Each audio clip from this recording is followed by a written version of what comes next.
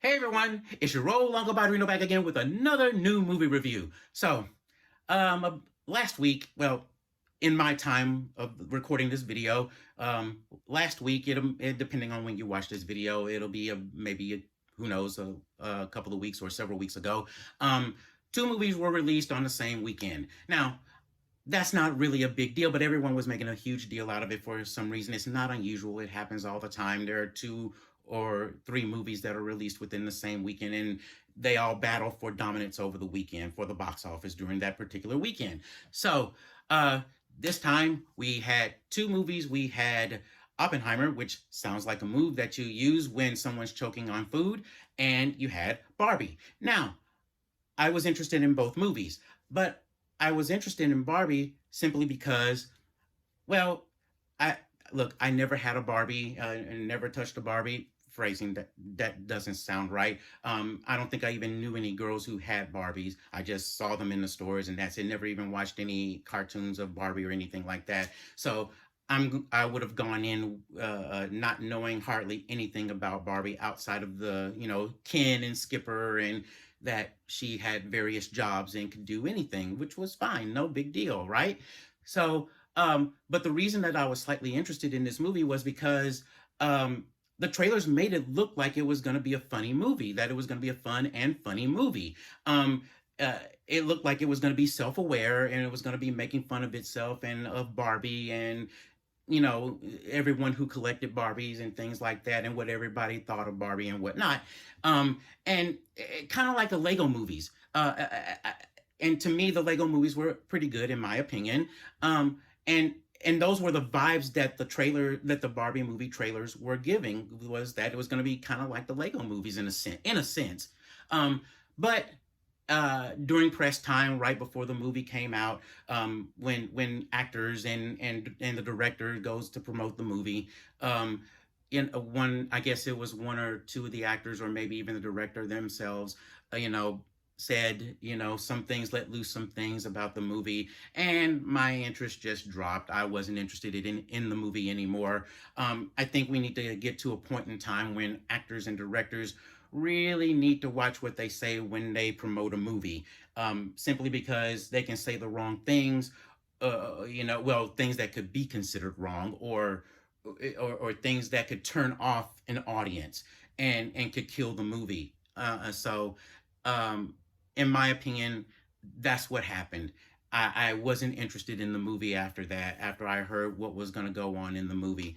And there are people on YouTube that I watch whose opinions that I do trust as far as movies go, who reviewed the movie, both male and female, both who had Barbie and, well, phrasing, that didn't sound right either, who had Barbies and who didn't have Barbies, and they thought it was a terrible movie. Both male and female, mind you, reviewers, mind you, okay? So it was pretty equal across the board that this movie wasn't good. So I avoided it. Now, Oppenheimer, on the other hand, I was interested in it as well. Well, because what? Christopher Nolan. I mean, the Dark Knight trilogy. I mean, Inception, and Interstellar, and all of the other movies that he's directed over the past decade or so. So, I was interested in this, so I went to go see this, and so here's my review of Oppenheimer. All right.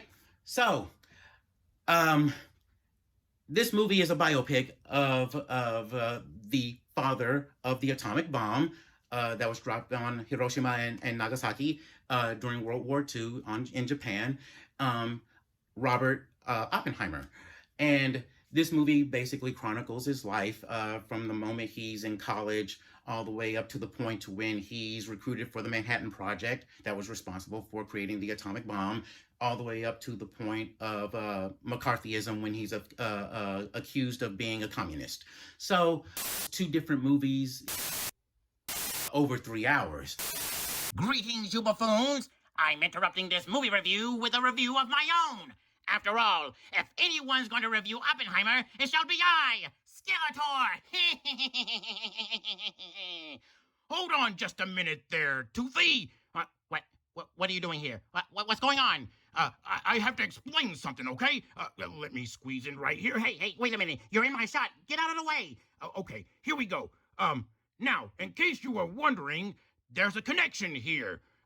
look up a voice actor named Alan Oppenheimer.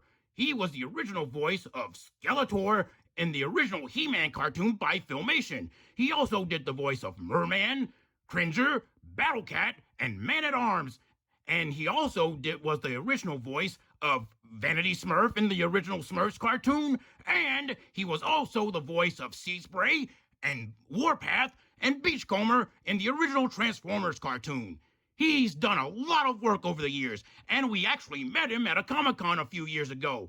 Great guy. Can't say enough good things about him. So now you know the connection. Excellent. Okay, get out of here. Go on. Get out. How dare you interrupt my evil? Okay. Now, here we go. Now, where was I? Let's see. I have my notes here. My evil notes. Okay, so let's begin with the positives. Which is actually negatives for me because I hate being positive. Okay, here we go. The acting. The acting is atrocious. Who cares about the acting? It is entirely probable the right ultraviolet frequency should be able to interface with the microprocessor and redirect his primary electronic and mechanical command.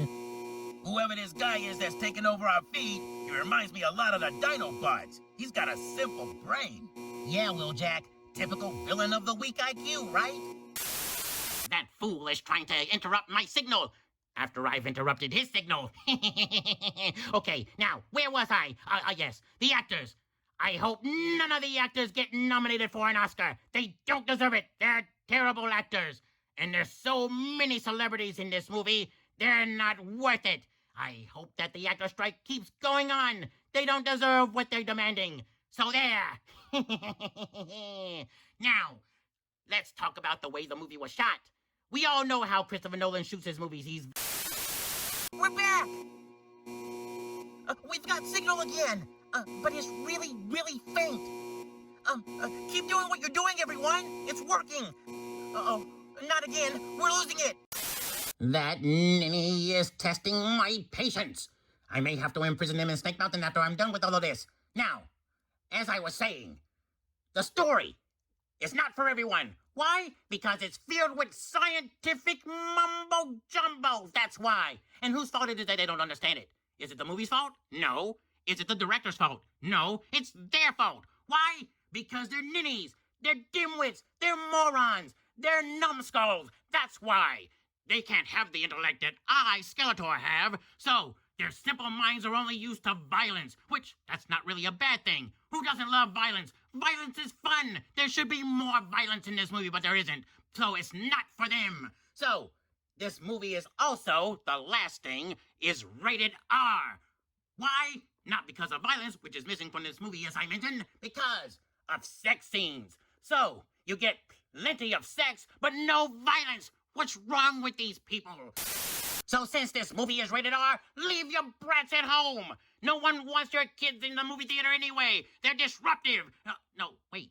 Maybe that's a good idea. Yes, bring your children to the theater. Why not? Let them climb and make noises and run around unruly and talk all your ears off. That way, you'll ruin the movie for everyone. Nothing's better than that. That's real torture right there. No, you are wrong. It is not like that at all. It is righty-tighty, lefty-loosey. You are stupid. You are stupid. You are stupid. So don't go see this movie. Don't support the movie studios or the movie theaters. Don't support the writers, the actors, or the directors. Don't support any of them. Support evil instead and give your money to me. Until we meet again. Pay no attention to that skeleton behind the curtain or wherever he was. He cut into our broadcast. So anyway, we're back. Yay! We finally gained control. So now, where were we? Oppenheimer. All right. Let's start off with this, okay? It's a Christopher Nolan movie, obviously. So having said that, you should expect all of the Nolanisms that come with a Nolan movie, all right? So meaning what? You're going to get the best performances from him and from his actors in the movie. you're going to get a very well shot, very well done sequenced movie, um, and you're also going to get a lot of intellectual thought in this movie, in his movies as well. Not necessarily scientific, but intellectual thoughts as far as any of his movies, just about any of his movies go. All right, so as far as the actors go, brilliant performances is from all of them. I mean, that's one thing that Nolan is definitely good for. Is good at, I should say, is getting the best performances from his actors. Now, if you know me, I'm not really a celebrity type person. I used to be years and years and years ago, but no, I'm not anymore. I I prefer voice actors far more over than I do on-screen actors, and that's not to say that voice actors aren't celebrities or anything like that. I just prefer them because they have a lot of talent and they often go overlooked. And I think they're some of the nicest people out there. That's not to say that on-screen actors aren't friendly or nice either, but I just don't really care to know much about what they do in their work for the most part. Okay, so you have Emily Blunt, Robert Downey Jr., Matt Damon.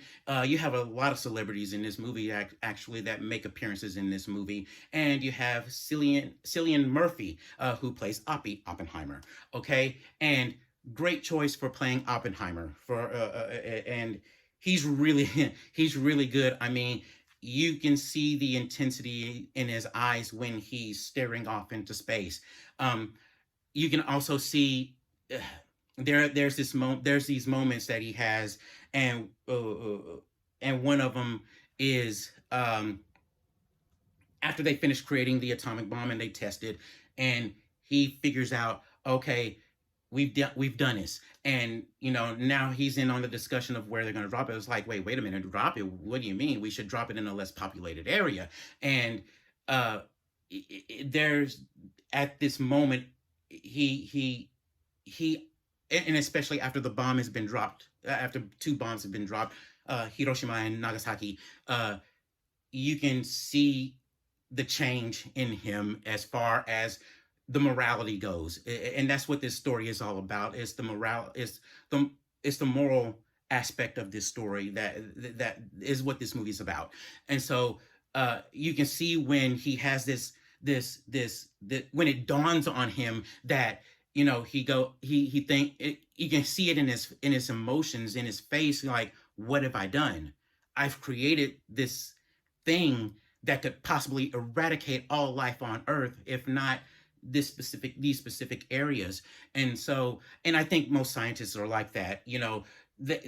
They get excited and they want to test their theories. They want to create whatever it is they want to create. They want to see if this all works out the way it works out. And then I think they have this denial or this cognitive dissonance in the back of their minds that they don't realize, well, what this is going to be used for, right? And that was the realization that Oppie has in this movie.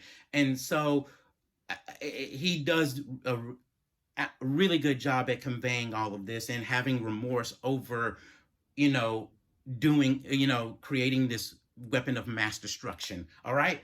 So, again, Nolan movie, the way it's shot, you can tell how he shoots things is very precise, artistic. His use of practical effects meaning there's no there are actual objects, there are props that are actually being used and that have actually been created, instead of using the use of CG. So if you create a town, it's actually an actual town, not a CG town, not computer generated imagery, by the way. It's not backstage with green screen right behind them. This is an actual town. These are actual things that they're using that were built specifically to be used, to be held, and to be used as actual props. Okay. The other thing is, especially with Nolan movies, as Skeletor mentioned, by the way, which was a positive thing, Nolan really does have a habit of having the music and the sound overwhelm what the actor when actors are speaking. Now, I've heard a rumor that Nolan refuses to use ADR, which is additional dialogue recording, if I'm not mistaken, or yeah, additional dialogue recording.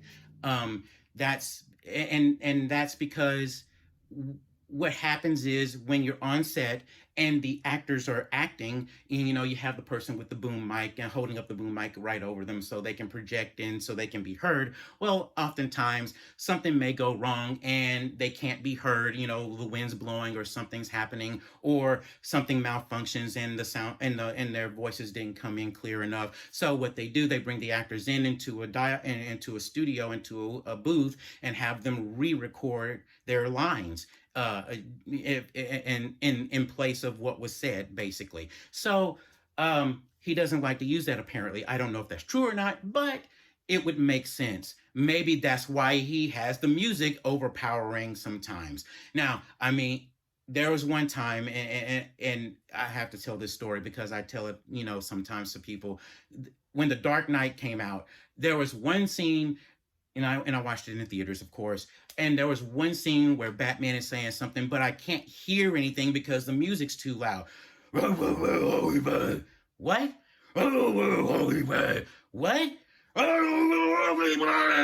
And it's like, and I left the movie, like, and it stuck out in my mind. What did he say? And so I asked a friend of mine, like, who saw it too, what did you understand what he said at that point? They said, yeah. He said, I don't wear hockey pads. It's like, oh, so that's what he meant. Okay. I mean, but you can't tell with, the music blaring, and you can't tell because of Christian Bale's demonic Batman voice, so he needs a throat lozenge, apparently. But I mean, it's nice to where the music, really did take a back seat to, actually hearing the actors act. Okay. So, now, for the negative stuff. Now, it all depends on how you look at this, all right?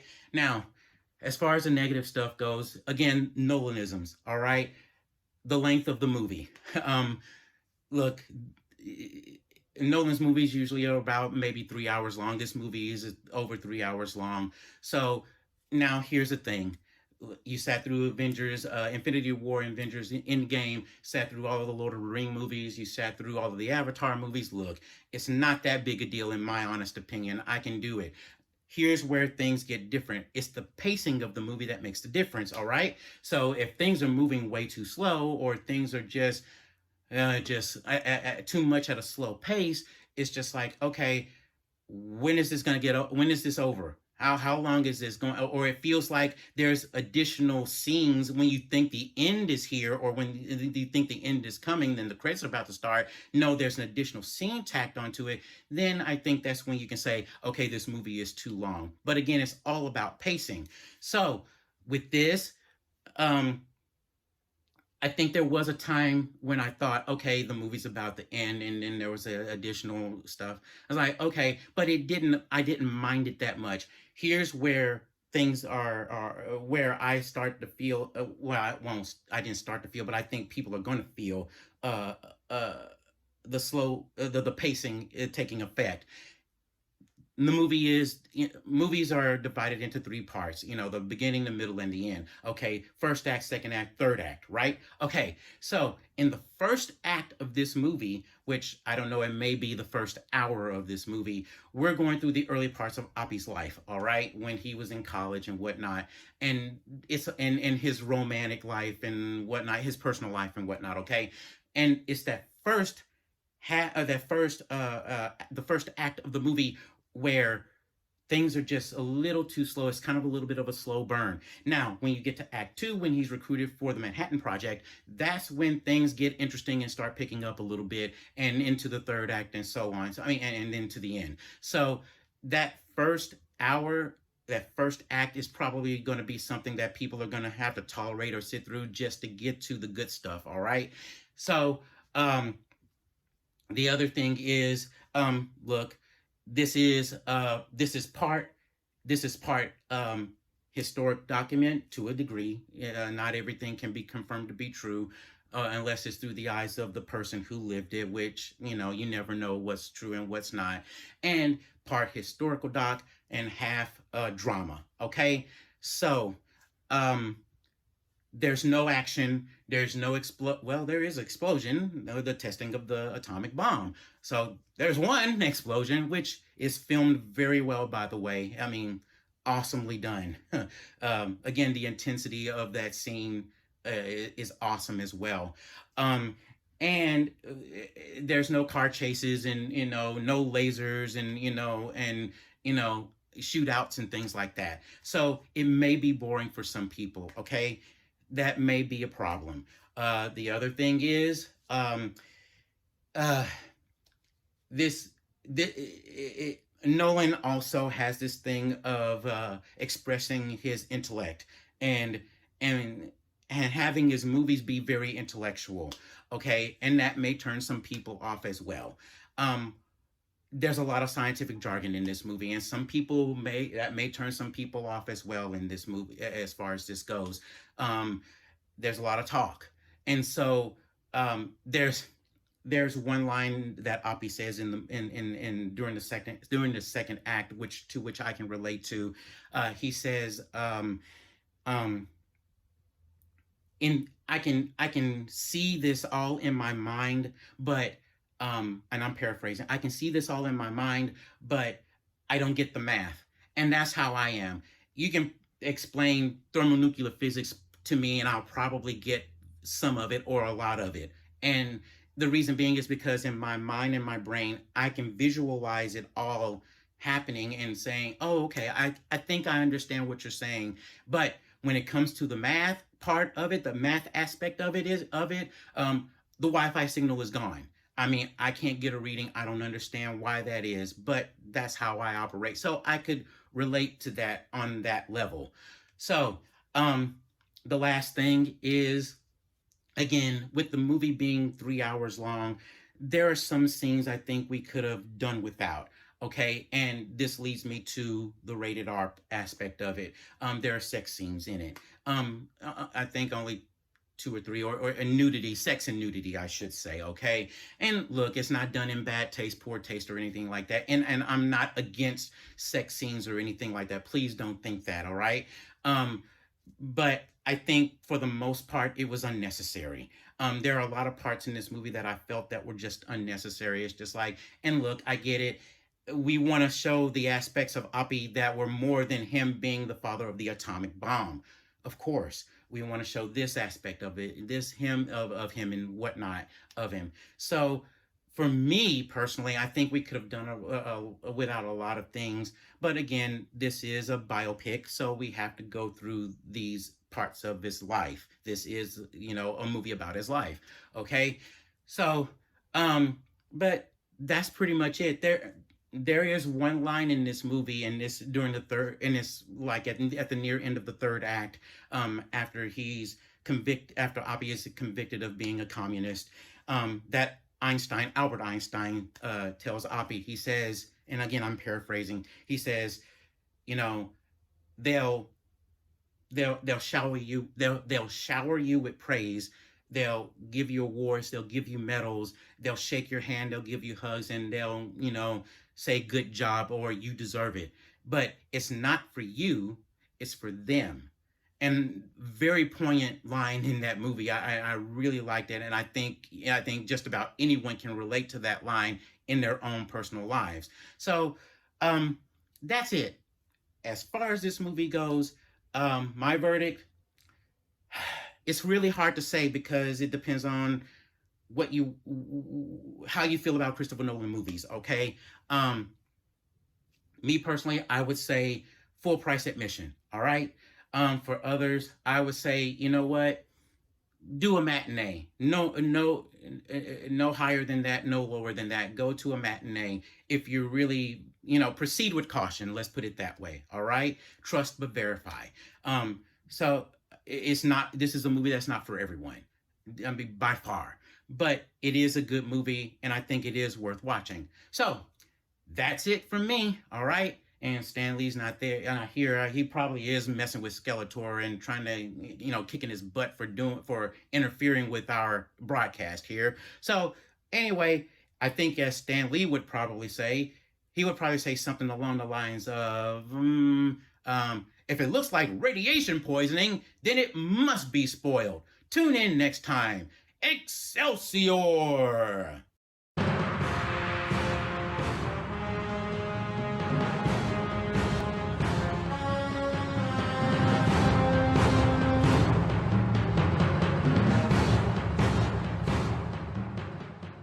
Greetings, true believers! Did you watch the movie that we reviewed? Do you agree or disagree with our review? Place a comment down in the comment section below and be sure to hit the like button. Hit the bell to subscribe, and hopefully this will be the last we've seen of the evil Skeletor.